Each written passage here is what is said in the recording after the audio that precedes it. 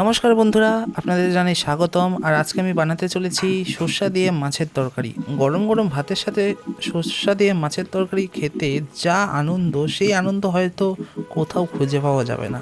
তো চলো রেসিপিটা স্টার্ট করা যাক। তো প্রথমে আমি মাছটিকে ভালো মতো ধুয়ে হলুদ লবণ দিয়ে মেখে রেখেছিলাম। এখন আমি অল্প একটু সাদা তেলের মধ্যে সেই মাছগুলোকে এপাট ওপাট করে ভেজে নেব। আর এখানে আপনারা দেখতেই পাচ্ছেন যে আমার কড়াইটি কালো কুচকুচে হয়ে গিয়েছে। আসলে তাড়াহুড়োর ঠেলায় আমি প্রতিদিন যেই কড়াইতে রান্না করা হয় সেই কড়াইতেই রান্না করেছি।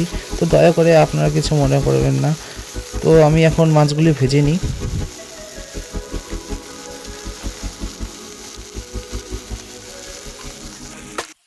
তো এখানে আমার মাছ ভাজা হয়ে গেছে একদম কটকটাভাবে। এখন একটি সুন্দর একটি কড়াই নিয়ে নিলাম, ওই কড়াইটি সরিয়ে।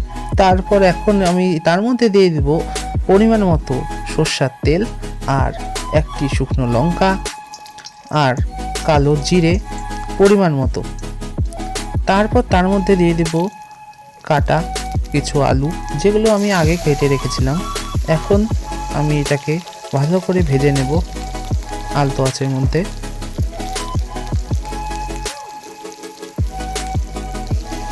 তারপর এখানে একটু অল্প লবণ দিয়ে দিব।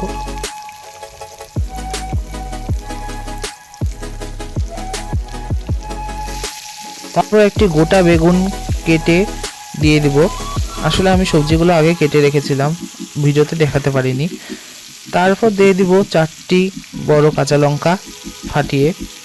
তারপর সেটিকে নাড়াচাড়া করে নেব।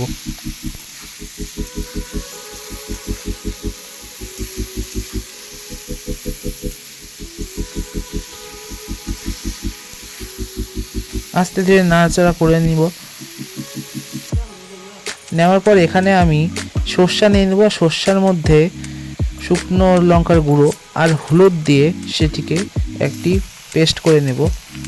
আর এখানে দিয়ে দেব আমি একটি আদার টুকরো থেতো করে দিয়ে দিলাম। তারপরে এর মধ্যে দিয়ে দেব 1 চামচ হলুদ। তারপর এটিকে নাড়াচাড়া করতে থাকবো। দেখুন আমার এই সবজিটি কিন্তু ভেপে উঠেছে। এবার আমাকে সেই যে বাটি যে সর্ষার, যার মধ্যে আমি শুকনো লঙ্কা গুঁড়ো আর হলুদ মিশিয়েছি, সেই মিশ্রণটি দিয়ে দেব। দিয়ে এবার এইটিকে নাড়াচাড়া করতে থাকবো।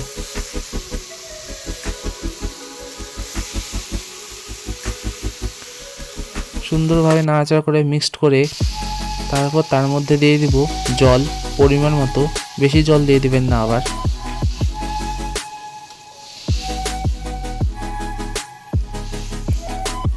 তারপর এর মধ্যে সেই ভাজা মাছগুলো দিয়ে দেব, আর সেটিকে একটু কড়াই দিয়ে হালকা করে নেড়ে দেব যাতে মাছগুলো না ভেঙে যায়।